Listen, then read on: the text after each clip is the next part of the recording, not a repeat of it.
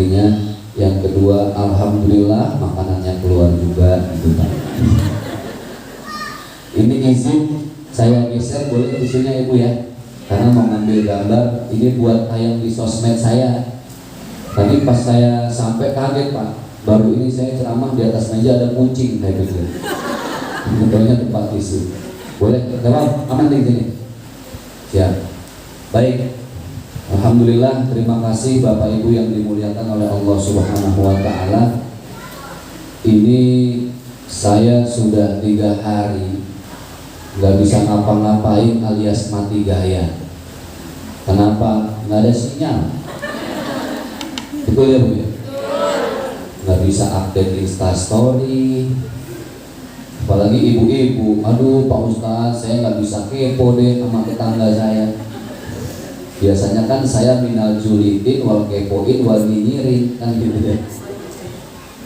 Ini sinyal memang habis semua ya Bu ya. Tapi Ibu terasa nggak hidup jadi kayak lebih merdeka gitu Bu? Enggak. Oh, malam ini kayaknya udah terjerat dengan internet ini Pak. Bapak Ibu yang dimuliakan oleh Allah Subhanahu wa Ta'ala, Allah sudah memberikan modal dalam hidup. Yang namanya hidup itu perlu modal. Jangankan hidup, usaha perlu modal.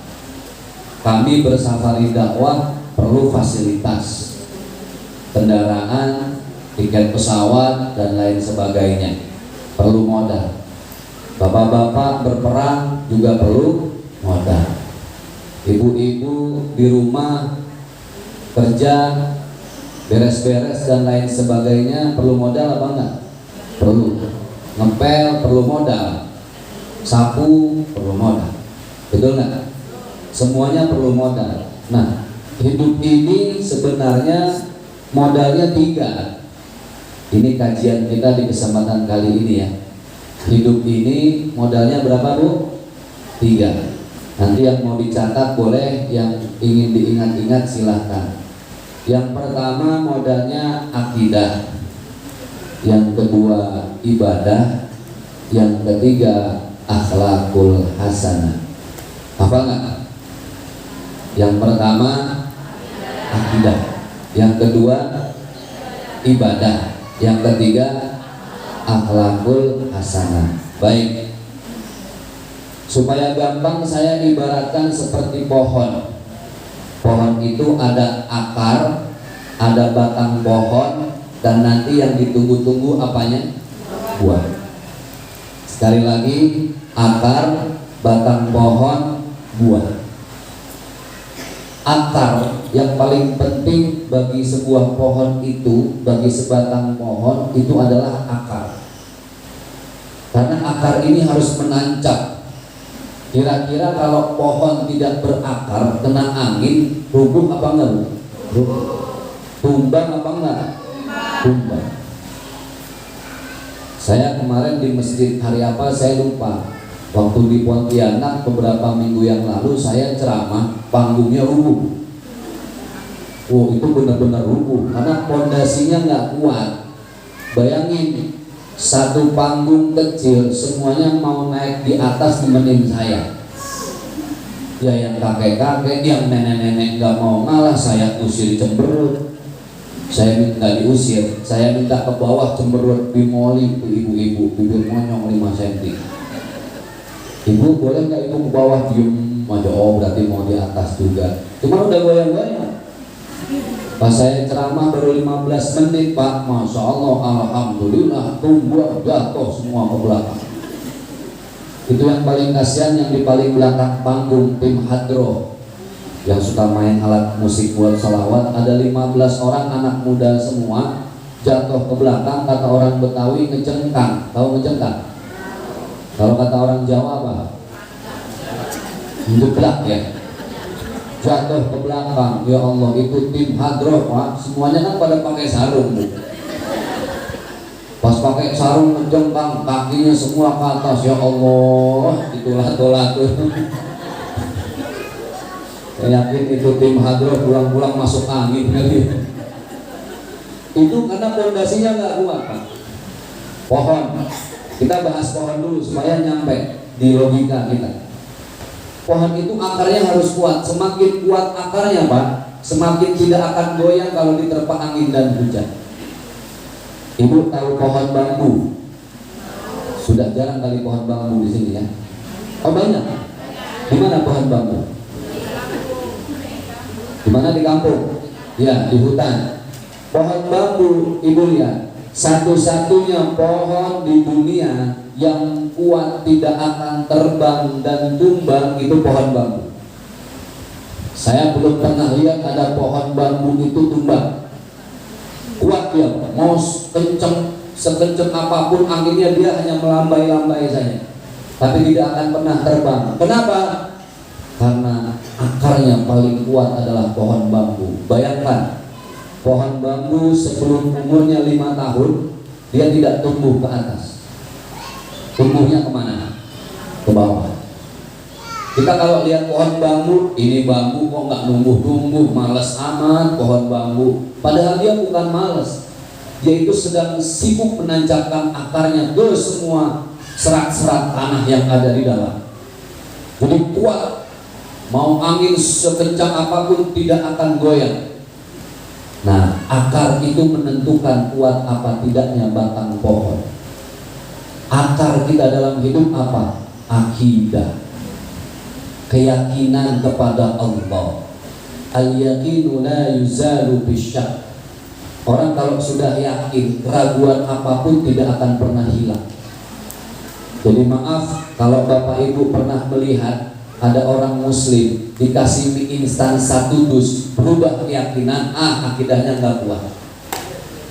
Padahal Rasulullah ngajarin. Bilal bin Rabah, tahu sahabat Rasulullah yang kulitnya paling berwarna apa? Hitam. Sehitam-hitamnya manusia, mungkin lebih hitam dari aspal. Banyak orang seperti itu kalau kita ke Timur Tengah. Bayangkan dibencet, ditindih dengan batu, dia mengatakan apa? Ahad, ahad, Allah, Allah, Allah.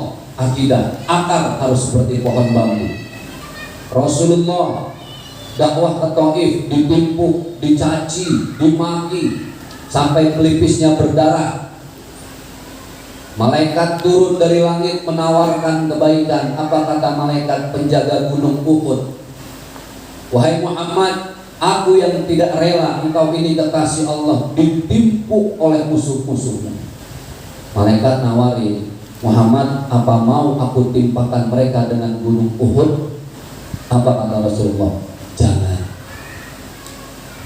Jangan kau timpakan mereka dengan gunung Uhud. Aku yakin, kalaupun tidak sekarang mereka percaya kepada Allah, anak cucu mereka yang akan memeluk agama Islam. Makanya kenapa sekarang kalau umroh ada paket yang ke Taif.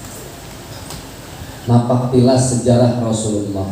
Sekarang kebayang gak Pak kalau kita di posisi Rasulullah, dakwah ke satu kampung, ditimpuk, dicaci, dimaki, pelipis berdarah, malaikat turun nawarin kita, Pak, mau saya timpuk nggak orang itu kira-kira dengan gunung?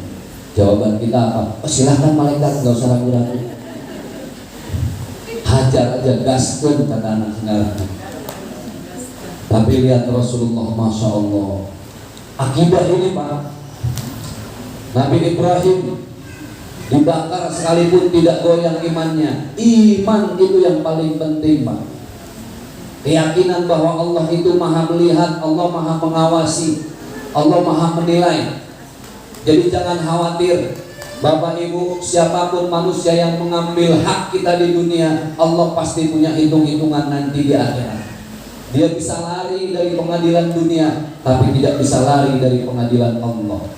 Makanya dalam surat Al-Fatihah ada ayat yang bunyinya Maliki Yaumiddin, Raja hari pembalasan. Hakim di dunia bisa dibohongi, jaksa bisa disuap, tapi Allah zat yang maha adil bagi siapapun yang berbuat kebaikan atau keburukan di dunia.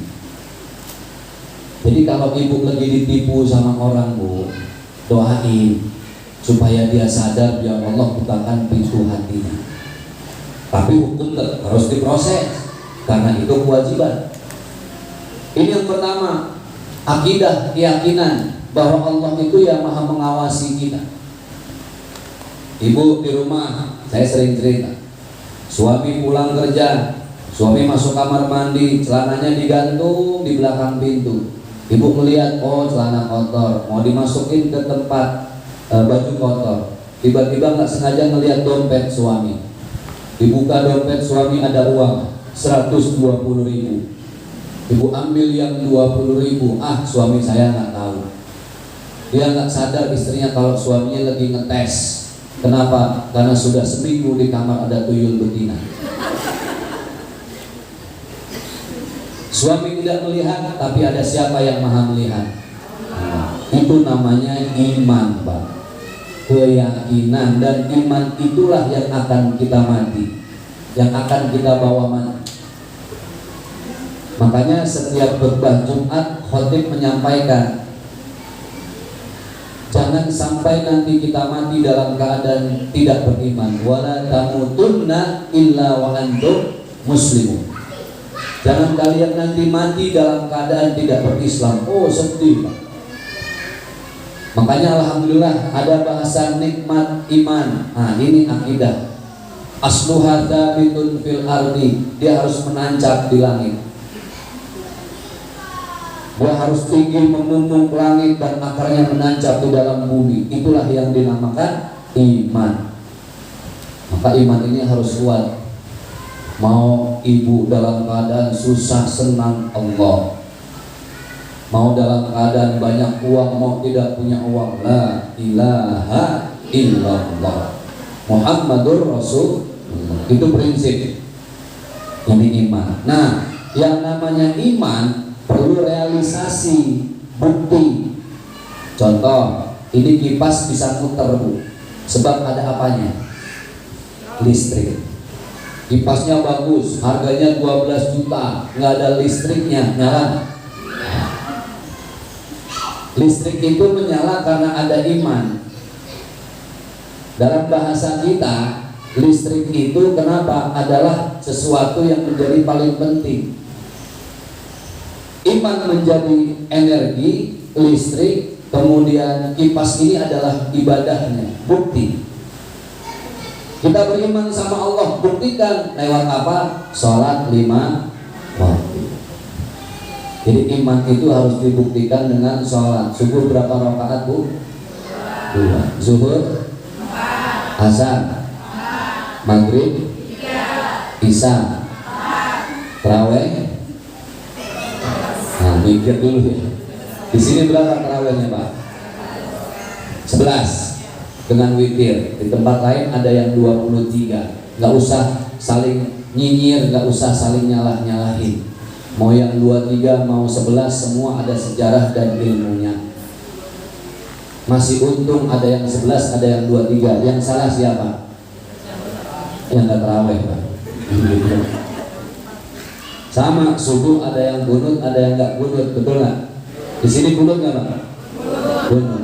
Yang kunut sama yang enggak kunut kira-kira sama apa beda? Beda, Pak. Yang satu kunut, yang satu enggak. Tapi judulnya sama-sama sholat subuh. Yang salah siapa? Itu dia udah. Makanya nggak usah pusing ya. Sholat itu adalah bukti. Itu pun Allah cuma minta 5 waktu. Sayangnya yang 5 waktu, subuh kesiangan, zuhur kerepotan, asar di perjalanan, maghrib kecapean, isya hafal kalau langganan. Jadi iman itu adalah listrik. Kipas bisa menyala karena iman, maka kipas itu ibarat gerakan sholat. Imannya harus dibuktikan. Makanya kenapa orang sholat Allahu Akbar, dia punya iman. Ibadah itu yang paling penting. Maka sholat tidak bisa diganti oleh pahala-pahala yang lain, Pak. Saya ingat Bang Haji Roma Irama bikin podcast sama Kang Sule. Kenal Kang Sule ya, Bu? Kang Sule ditanya, Kang Sule gimana sholatnya sekarang? Ya begitu-gitu aja Bang Haji. Kalau lagi ingat alhamdulillah, kalau enggak ya begitulah. Terus gimana kalau nanti mati? Ya siap. Itu bukan siap mati, itu nekat mati. Karena sholatnya belum kita benahi. Ya mudah-mudahan doain Bang Haji supaya sholat yang saya tinggalin sengaja bisa diganti dengan pahala ibadah yang lain. Sambil senyum Bang Haji Roma bilang apa? Kang Sule, sholat itu tidak bisa diganti dengan pahala yang lain. Kalau sholatnya benar, maka semua pahalanya diterima sama Allah. Tapi kalau sholatnya tidak benar, sia-sia semua pahala ibadahnya. Umroh tiap bulan, haji tiap tahun, sedekah tiap hari. Tapi